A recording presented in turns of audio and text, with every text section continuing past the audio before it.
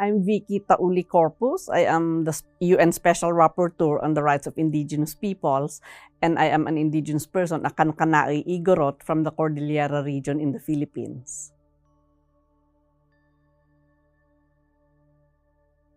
I'm born in a forest area. That's where my community is, and so it's very important for me. At least all my memories of my childhood are in forests. And for the world, I think that the forests are very important because these are the sources of biodiversity. These are also the sinks of carbon, and these are the sources of water, as well as all life that are important for people's survival. It's very important for my culture because we have parts of the forest which we consider sacred, and that's where we do perform some of our rituals. And it's also where that's also the source of our identity, our communities, which are mostly forest. That's how we call ourselves. For instance, my community is Bisao. We are called Ibisao. That's the identity that we have. So it's very much related to our identities as well as our cultures and the practices, the relationships that we maintain between ourselves and nature.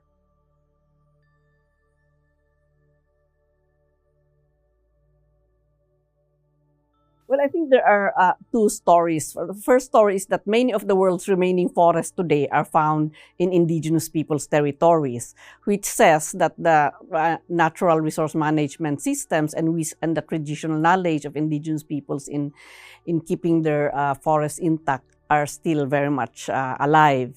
The second story is that many of the world's forests are destroyed, and these are destroyed mainly because of extractive industries, of deforestation because of logging, and deforestation because of the expansion of agricultural plantations.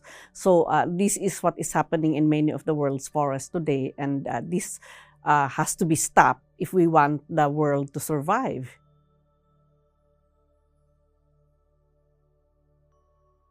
Well, from what I have seen, the industries that really are causing a lot of deforestation, of course, is expansion of agricultural plantations, whether these are palm oil or even fast-growing trees, because they plant those to cut in a very short time.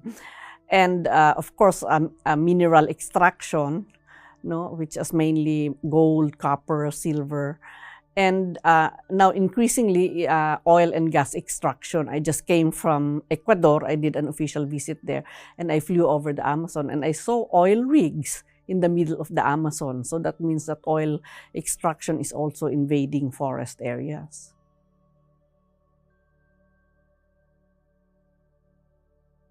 Indigenous peoples face assassinations, criminalization. Trump-up charges are filed against them when they are protecting their forests.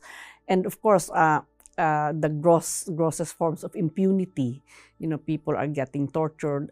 Recently, I've had reports of even the Batwa, for instance, in the Democratic Republic of Congo, who are being tortured by forest guards, simply because they're protecting their forests, but they are accused as poachers. So these are the threats that indigenous peoples face.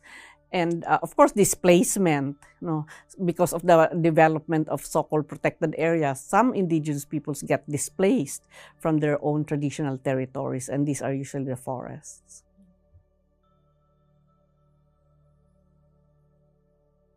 Well, indeed, religious leaders, their faith usually says that they have to ensure the integrity of creation, and of course, creation means nature. And so I think that they should live, and use that philosophy, that faith, principle to help protect the forest. I think that religious leaders can convince their followers, their constituencies, to do what they should do to be able to protect the forest as well.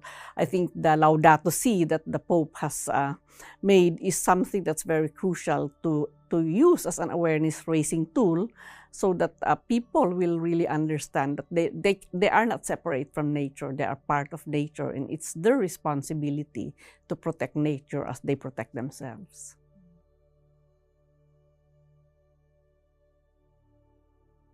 I think the Interfaith Rainforest Initiative is very important because it brings together different faiths, whether these are Christians or Muslims or Buddhists, but also indigenous peoples, mainly who are also who are animists. A lot of indigenous peoples are animists, and they are the ones. For me, I think when we talk of integral ecology, the best practitioners are indigenous peoples. So bringing all these different faiths together can be a powerful mechanism to strengthen the protection of rainforests and to ensure that the actors that are causing the deforestation will recognize the adverse impacts of what they are doing and to stop doing these kinds of actions.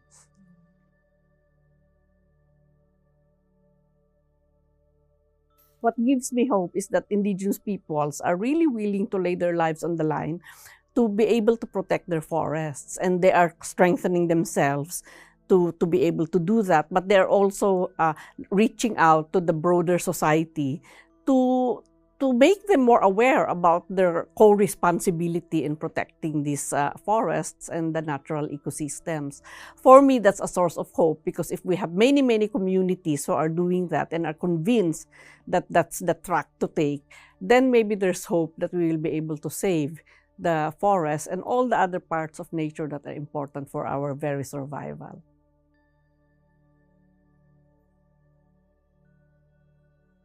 Well, the increasing attacks against environmental rights defenders, but in my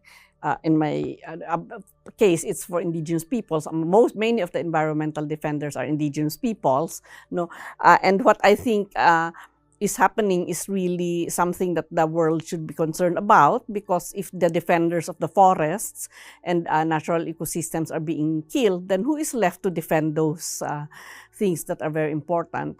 I think that the role that the Interfaith Rainforest Initiative can play is several. First, of course, when people are being attacked and charges are filed against them, which are all trumped up, the faith communities should help them. They should help provide maybe legal support, because the indigenous peoples won't have any possibility to get to pay lawyers. They usually depend on pro bono lawyers who will not prioritize sometimes their cases.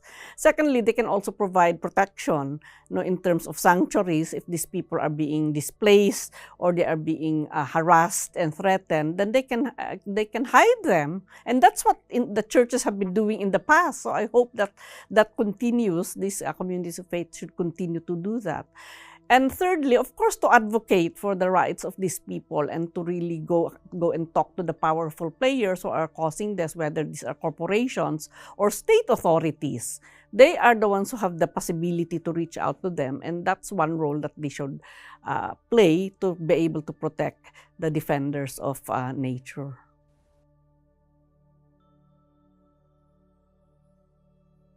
There are now several efforts to do mapping, and what these maps have shown is that there is an overlap between the better kept forest, the best kept forest in the world, and indigenous territories, especially territories where the rights of indigenous peoples are recognized. So there's a direct correlation between forests that are kept in a better state and the respect for the rights of indigenous peoples.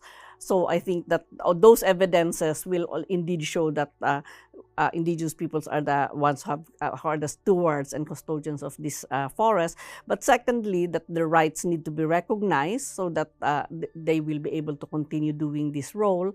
And then thirdly, that the ones who are violating this right should really be brought to justice, because this means destruction of communities as well as, of course, deaths of some individuals.